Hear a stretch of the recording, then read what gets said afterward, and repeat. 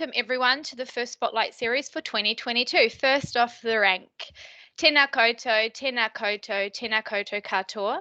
For those I haven't met, my name is Trina Story-Hollis and I am the State Industry Innovation Lead for Creative and Service Skills. As we continue to collaborate, share and meet in this virtual space, I'd like to acknowledge the traditional custodians of the lands, rivers and seas where we all stand today. I'd like to acknowledge the Dharawal people of the lands I am on and recognise their continuing connection to the land and waters. I'd also like to acknowledge past, present and emerging Aboriginal and Torres Strait Islander peoples and extend that very warm welcome to any colleagues joining us today. So you're all here because Spotlight is an internal series designed for industry innovation, trends, and sharing across the state for teacher professional development. The personal service or service skills industry at large has identified an ongoing skills gap, particularly heightened by our recent pandemic environment. TAFE South Wales have engaged with Harbour, so here in Beauty Australia, and NRA, the National Retail Association, as large national bodies co-designing and leading this drive. This skills gap is vital to address people. They are our largest asset, and unfortunately in the workplace, some are still feeling very isolated and alone. Accidental or incidental counselling is a large accredited skill set that teaches basic counselling skills and practice to people who are not trained counsellors, but can often find themselves, I guess, in a type of counselling role by accident.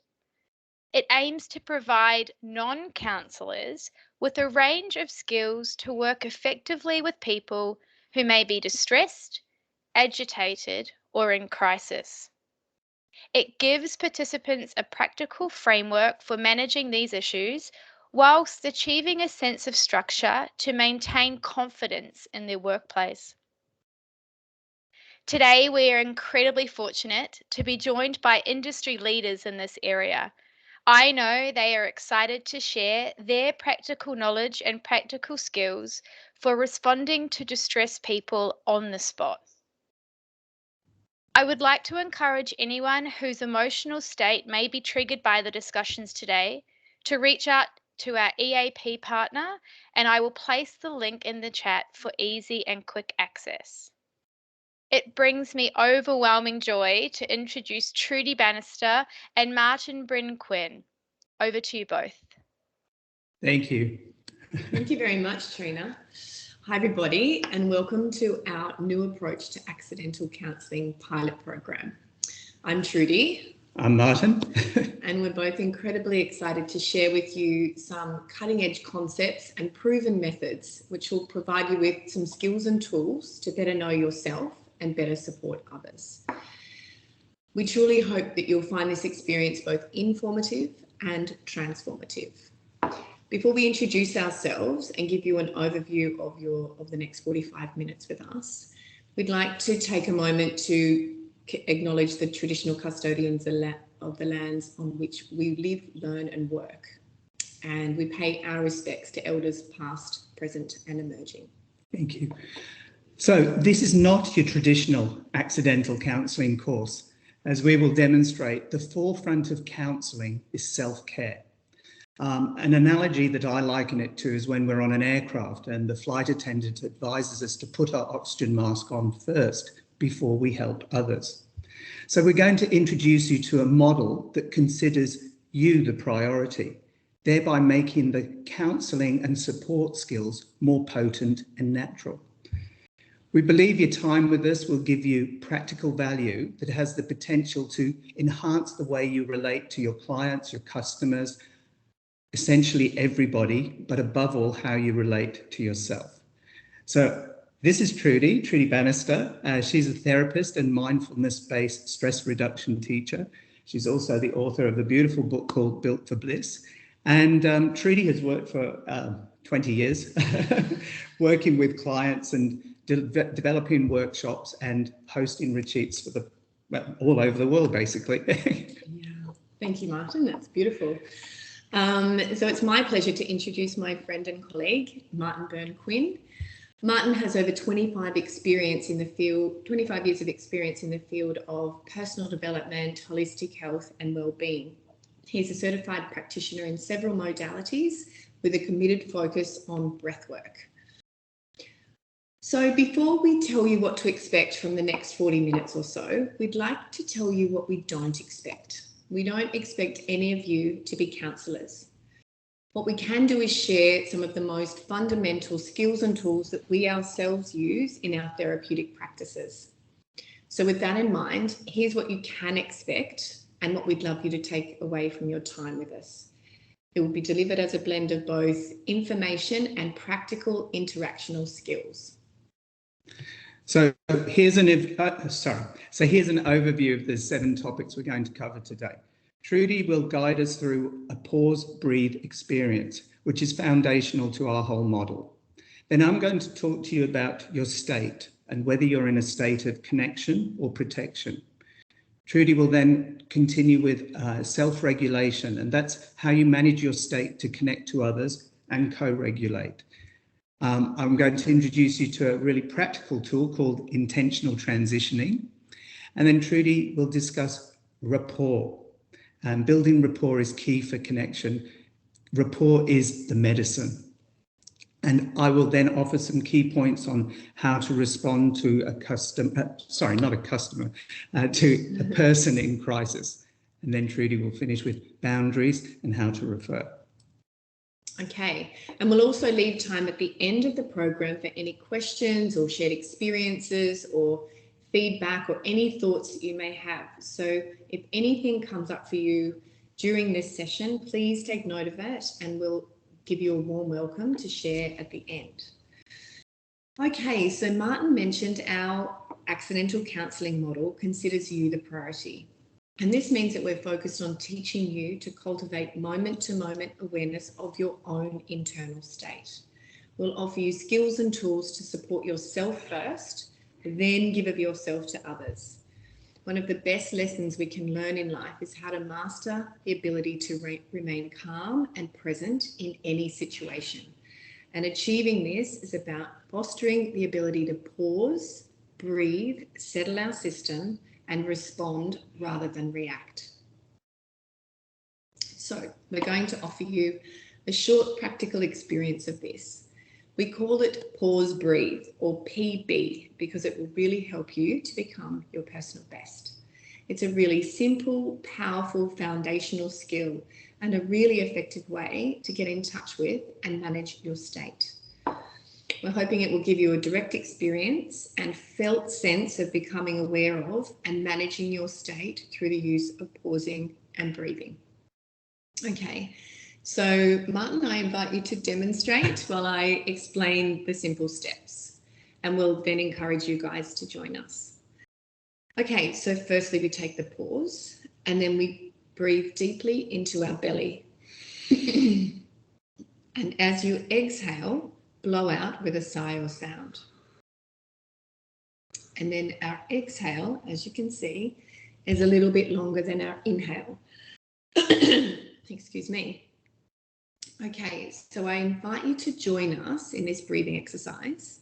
We're going to run through that breath 3 times.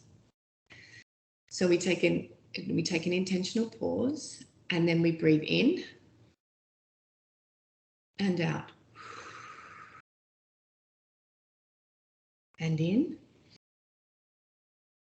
and out. And in and out. Okay. So really letting yourself arrive in this moment. And now just let your breath settle into its own natural rhythm. And while you're present in this moment, I invite you to take a moment to scan your body and just notice any physical sensations that are present in your body with curiosity and kindness. Practicing this regularly helps us to really stay in touch with our bodies. So we want you to get a felt sense of this idea of pausing and breathing and then becoming present with what is. One of the most simple and powerful tools we can use to become present is with the simple awareness of our body and breath. And so while we're in this settled state, I'm going to introduce you to another tool called orienting to the room. Orienting to the room is really helpful if you're feeling anxious or ungrounded or feeling like you need to come back to the moment. So sometimes we can really get down, go into freeze, and that's when we're sort of focused on the past. And sometimes we can get really anxious and we're future casting. So coming back to the present moment helps us to orient to our space and then respond to the situation. So with orienting to the room, it's as simple as that. So perhaps just look around, look to your left and to your right and all around. And really take notice of your environment. You might notice something. I've just noticed a cobweb that I hadn't noticed. And so just take note of a few things that you can see in your environment right now. And then perhaps take note of what you can hear. There might be noises inside the room. There might be noises outside of the room. So just take note of what you can hear. And then perhaps notice what you can smell. There might be a scent in the room. There might be flowers or some kind of room scent. And then what you can touch and what you can taste. You might have just had a coffee or some lunch. So practicing this regularly helps us to stay in touch with our senses. When we orient to the room, it's about what we can see, hear, feel, taste, and touch. And the beauty of the pause, breathe, and the orient to the room experiences is that we don't have to set aside any specific time to practice these skills. We can build them into our daily lives, and with regular practice, we can really see the benefits. So I hope you all enjoyed and connected with that pause, breathe experience. Excuse me. One of the main intentions with this process is for you to have a direct experience of becoming present and aware of your state. But most importantly, the importance of your breath as a potent means of managing your state. You see, our respiratory system is a unique system in that it's an automatic and non-conscious system which we can actually consciously control and regulate depending on our style of breathing. So as with the pause breathe experience, Trudy guided us to take an extended exhale. Now the reason for this, and it's all scientifically proven, is that the slow extended exhale stimulates the vagus nerve to release a neurotransmitter called acetylcholine. Now this directly slows the heartbeat down. And this information then gets fed to the brain, and then the brain interprets that the body is in a safe environment, and the nervous system calms down. Our breath profoundly interacts with our nervous system. And so with this knowledge and with training, we can use our breath to hack into our nervous system and manage our state. Now, essentially, we're either in a state of connection or a state of protection. Connection is our natural state. It's when we're in this state we feel safe and our nervous system is calm and we're naturally socially engaged and we want to communicate and we want to connect. You know, generally as humans we're social beings and we tend to thrive in connection. And this is what we call regulated. And this is a really highly useful state to be in if you find yourself in a situation where you're providing a level of counselling or support to someone. Now, on the other hand, there's the protection state. And this is when we may feel threatened or defensive, and this is when we're feeling unsafe. Now our nervous system gets activated and it becomes alert to a perceived danger, and we can launch into fight or flight, or it'll just shut down and freeze where we disconnect and dissociate. Now, this is what we call dysregulated. So one of the biggest challenges with being in a state of protection is when it occurs over a prolonged period of time and it becomes a chronic state of being. Now, this is not a great state to be in for human interactions, because in protection mode, it's all about survival rather than rational thought and effective communication. So with this explanation of our connection and protection states, perhaps you can see the more we can move out of protection and move more towards connection, the better our life and work experiences could be. Now, I must clarify though, these are not solid states. They're very fluid and we move in and out of them. But the more we can become aware of our state, the more we're able to choose ways of managing ourselves back to connection and being regulated. And using the breath and breath work is one of the most potent and effective ways of managing your state. So I'd like to share a fast, effective breathing hack, I call it, for calming anxiety and stress and moving you more towards connection.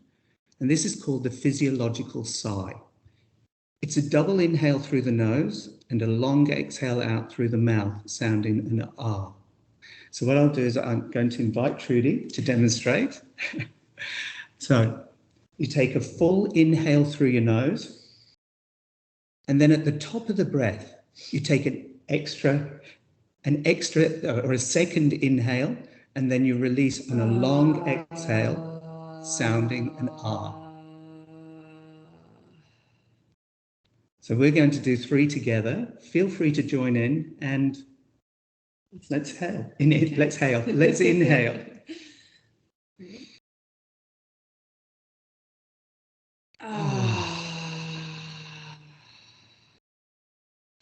And again.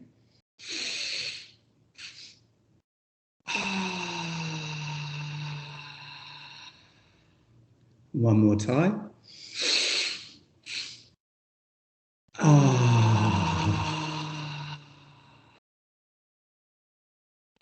Okay. Thanks, Martin. I'm feeling calmly connected. So I'm going to invite you to do your little bit on self-regulation. Yeah, look, the physiological sigh is such a powerful tool to regulate our nervous system when we're in overwhelm or stress. And that's actually what it's designed for. So we wouldn't want to be breathing like that under normal circumstances.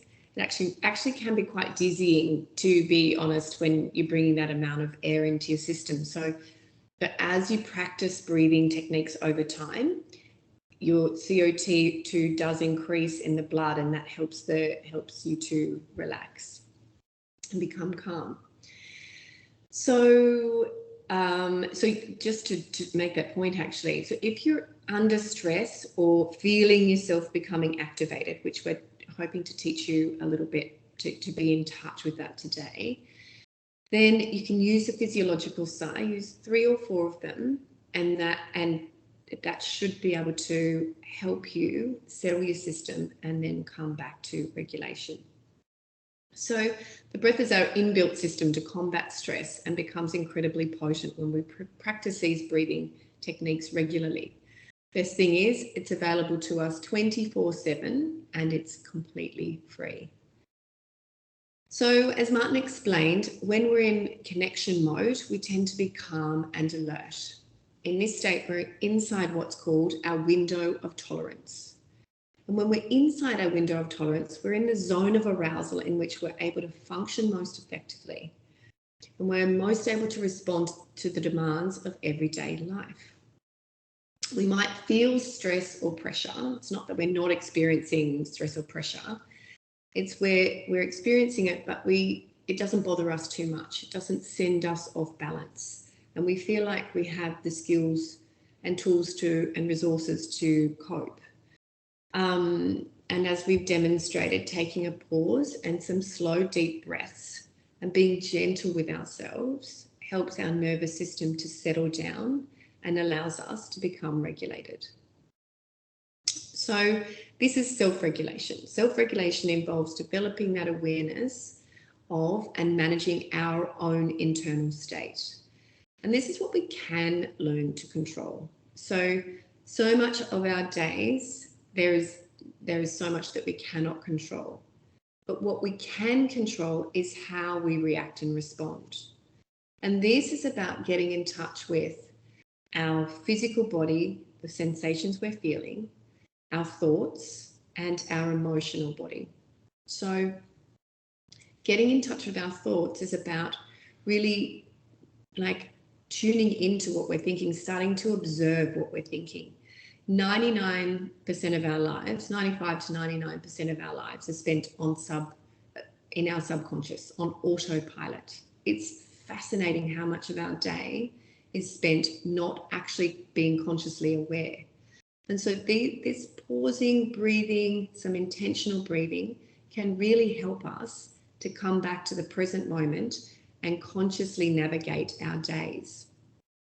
So with our awareness of our internal state, we can learn to notice when we're becoming activated as we navigate our experiences each day.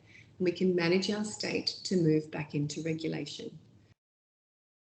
So as mentioned, intentional deep breathing helps us to calm and regulate our nervous system. And one of the reasons is it can lower our blood pressure and really have an almost instant sense of calm all upon us. So because of this, we're going to show you a third technique that you can utilize throughout your day, and it's called box breathing. So box breathing can help you to heighten your performance, it helps you with concentration, and it's a very powerful stress reliever. It can be beneficial to be used by anyone, but just to let you know, it's used by athletes, US Navy SEALs, police officers, Me. Martin, psychologists, nurses, first responders. It's really a useful tool to use in your everyday lives. So the difference with this breathing technique and why we're showing it to you is that it has an inhale, then a hold, and then an exhale and a hold. So we're introducing this idea of holding for a few counts. And the slow holding of the breath allows the CO2 to build up in the blood, which stimulates our parasympathetic system when we exhale. And this produces a calm and relaxed feeling in the mind and the body. Okay, so now for box breathing. Yep. So I'll just talk you through it and then we'll jump straight in, and maybe we'll practice 3 or 4. So a box breathing is inhaling for 4, holding for 4, exhaling for 4, and holding for 4. Okay, so shall we start? And we invite you to join us. Inhaling, 1, 2, 3, 4. Hold, 2, 3, 4. Exhale, 2, 3, 4. And hold, 2, 3, 4. So inhale, hold, exhale, and hold. One more. Inhale,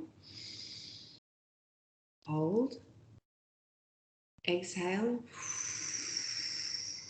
and hold. Okay, and the recommended number of times to do this several times throughout your day is 4. So the box breathing is inhale for 4, hold for 4, exhale for 4, and hold for 4 times, several times a day. And that will help you to stay in regulation and stay in touch with your body and your breath. And when we're in self-regulation, we can have a profound effect on others. And this is through what's called co-regulation. So co-regulation is when our nervous system is calm, it can have a really calming effect on another person's nervous system or other people's nervous systems who are around you. And so then this can produce a consistent cycle that is calming, and it can provide emotional relief for both or all people. So here's a little bit of the science behind how co-regulation works. As you co-regulate with someone, the mirror neurons in their brain are activated. And this enables the person in the dysregulated state to literally mirror your calmness. So let's think of an example in your everyday life. A student or a client or a colleague might come to you and they're, oh my God, this is happening and I need your help, or whatever it is. And they are dysregulated. So that means their prefrontal cortex is offline. They're not calm, they're not logical necessarily. They may not be thinking straight. And so if you can keep yourself in a really calm and regulated state, this can have a profound effect on their state. They may not settle down straight away, but it might help them just to gently, slowly settle down. And often in these situations, I'll actually use my breath as well. I'll be really quite intentional with my breathing in front of the person. It sounds really hard for you. And so that has a profound effect on them. So when we practice self-regulation and co-regulation regularly, we effectively rewire the brain. New neurons are wiring and firing together. And so that over time, things that were once perhaps triggering or set off alarms or sent us off balance a little bit no longer have the same effect or tend to happen less often. So let's be clear, we're not regulated all the time in all circumstances. These tools that we're teaching you are about understanding when you're out of connection, when you're dysregulated, or when you're feeling like you're becoming activated, and help you to come back into regulation, just to feel into your body, feel into your breath, notice your thoughts, feelings, and behaviors, and come back into being a little bit more centered and calm. So in order to build the capacity to stay in connection with our bodies and regulate ourselves, it takes being aware of and attuning to ourselves. And this really requires us to slow down, perhaps not all the time, but sometimes just pausing and checking in. And as we become aware of ourselves, then we'll be able to attune to the other person and thus be in a better position to support them. Thanks, Trudy. Okay, so I'm going to now introduce you to a really helpful and very practical tool called intentional transitioning. Now, this tool has the potential to increase your self-awareness of your state. It can also make you better prepared for any circumstance you might find yourself in. And it also supports you more to move towards connection. So a transition is defined as a period of changing from one state or condition to another. And when you think about it, we transition so many times a day, and we often do it with very little awareness. Now, the best example I can give for practicing an intentional transition is starting work or finishing work and coming home. And the easiest way to practice it is using a physical doorway. So imagine arriving at work tomorrow and remembering our pause, breathe model. You pause at the door before entering, take a breath, and make an intention, perhaps about what you want or how you want to feel or how you'd like your day to run. It could be as simple as, I want to feel calm today, and step through the doorway with that intention and that awareness. So with practice, you may become more aware of your state and you start to set yourself up to be better prepared to respond rather than react. And over time, you may become more aware of the subtleties of intentional transitioning. And then you can begin to use them as you intentionally transition between customers or clients. There's many uses for it in your day. But the main thing about it is to just relax into the process and have fun exploring your states. Fantastic. Thank you, Martin. So we do transition so many times in our day, and taking that opportunity to pause, breathe, and then go to a client, or pause, breathe, have a cup of tea, or pause, breathe, step out and get a breath of fresh air. It helps us to really stay in touch with how we're feeling. And our state changes, it can change many times during the day. So building that relationship with ourselves, building that really kind, caring, curious relationship with ourselves is such a beautiful offering that we can give to ourselves on a daily basis. Okay, so now I'd like to talk to you about building rapport. So building rapport is truly the central piece to offering effective counselling in any form. In my private practice, and for Martin when he's working with his coaching clients, we find it's absolutely vital to have established a healthy rapport with our clients for the therapeutic relationship to be effective. It's through the relationship that so much is learned about healthy relating, and it is what creates connection and safety. And when we've established rapport, we feel comfortable and connected with each other. It's through kind, curious, present, and accepting relating that rapport is built. And so having established that rapport and feeling comfortable connected with someone really starts with how we are within ourselves. It's really tricky to be present to and available to and kind and curious with someone outside of us when we haven't found that within ourselves. So staying balanced within yourself is really a beautiful gift to yourself and really, really vital. And then when we're present and connected with ourselves and feeling relatively regulated and calm, we are more likely to connect with the other person and offer them a sense of safety.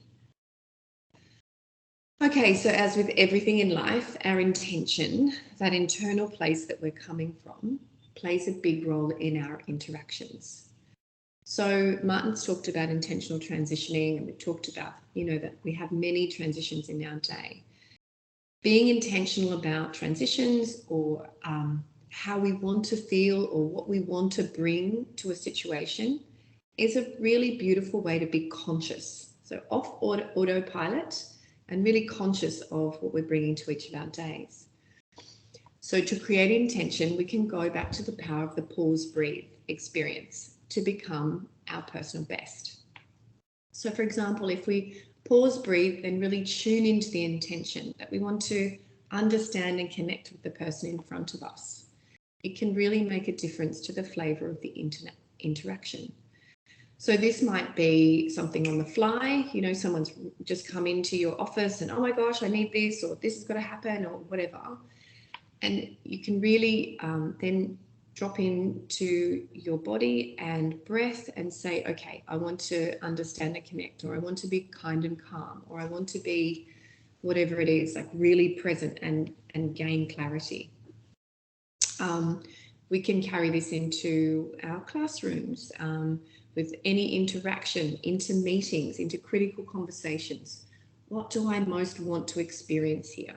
And set the intention and let it go, obviously, because best laid plans. But if we're intentional, then at least from our side, we're bringing the flavour that we wish to bring into the interaction with us.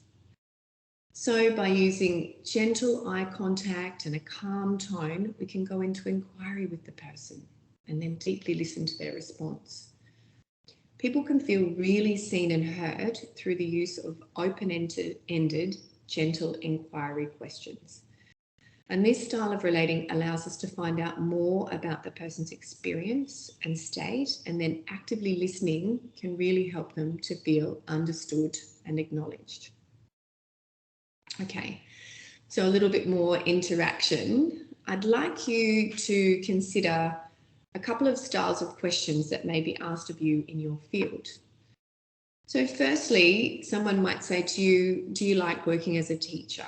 Or how long have you been a teacher? And essentially these are yes, no, or finite number of years answers. They might incite a little bit of discussion, but they're pretty much closed-ended or short answer questions. Whereas in contrast, if you're asked like, how did you get into teaching? Or what do you love most about teaching? These questions are more likely to incite interest from you. And if the person really listens to your reply, they have a great way to build rapport with you.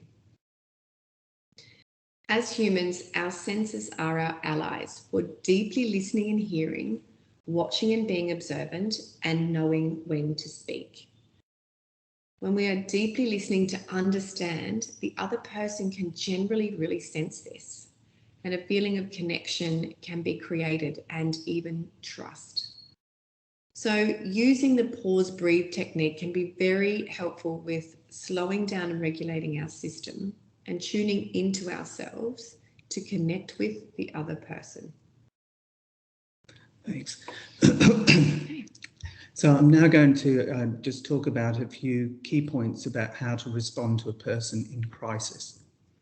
So from our consultations with people in industry, it has become quite clear that the people in customer-facing roles have experienced an increase in heightened exchanges with customers and clients, and also fellow colleagues over the past 2 years. Statistics are showing that mental health incidents have increased exponentially. And so from a therapeutic perspective, many people's window of tolerance has narrowed, meaning more people are more reactive and less patient, and thus not in a state of connection. Generally speaking, over the past 2 years, many people have been living in a chronic low-level protection state. So if you find yourself in a situation with a person who's in crisis, remember, pause and breathe. Feel your feet on the ground and be present to yourself. Allow yourself some time to not get swept up by their emotions, so pulling you out of yourself into their story. Be present, be kind, and be curious, and hold the space for the person. Just allow them to be. A person in crisis tends not to be open to advice or solutions. They just want to be seen and heard and acknowledged. Sometimes when we have been through something similar, we want to share it in an attempt to connect with the person. So, rather than saying, oh, I know what you're going through, the same thing happened to me, perhaps say something like, I can only imagine how you feel. And to show you're present and to invite connection, use gentle, thoughtful statements like, if you want to talk, I'm listening. Or if you're not ready to talk, just know that I'm here with you. So whilst we're sharing some sort of phrases and things to actually say, it's so important to remember to tune into yourself and pause and breathe and speak to the person from a place of calm connection and authenticity. And if you're coming from a place of kindness and curiosity, you cannot really say anything wrong. So what I wanted to say also is that if the interaction that you're having with this person feels as if it's overwhelming for you and you don't feel equipped on that day, Trudy's now going to share just a little bit about setting boundaries and referring. Thank you. Yes, the ability to set boundaries and refer. Now, this is a key point in our interactions with anyone in our lives, to be fair.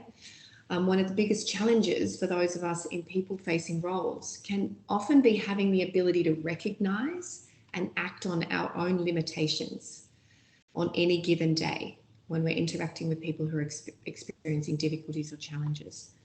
So, this changes. Our ability to manage these situations will change depending on how much we have on our plate or whatever else is going on in our lives.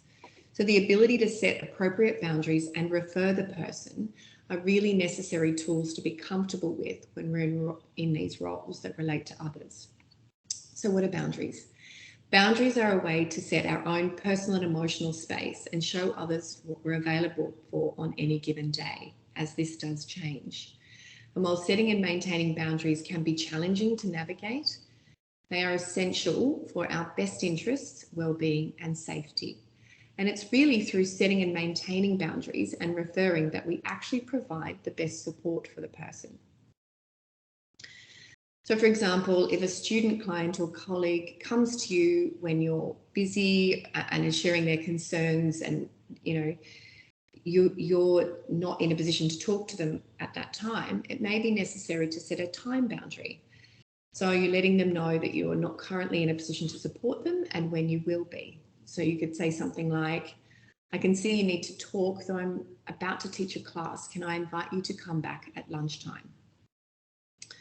Or if the person is sharing something that feels really overwhelming for you, then you may need to set an emotional boundary.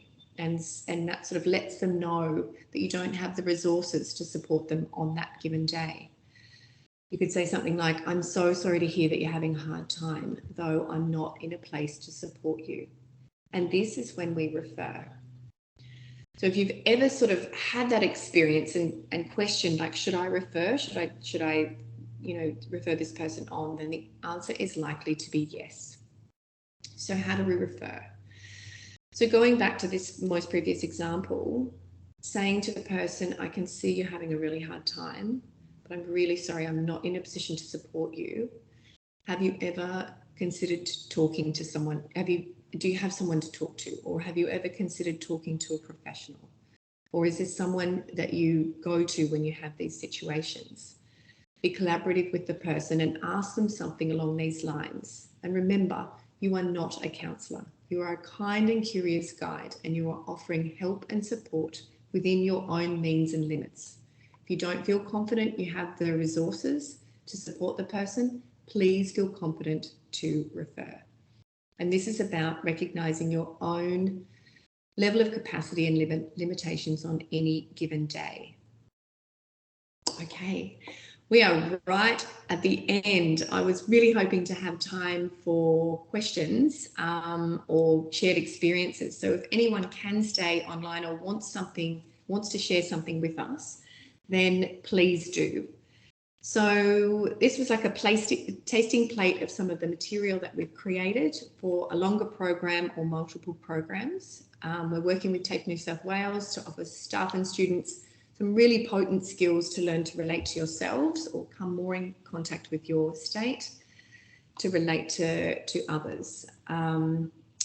Okay, so the plan is to turn the recording off now so that we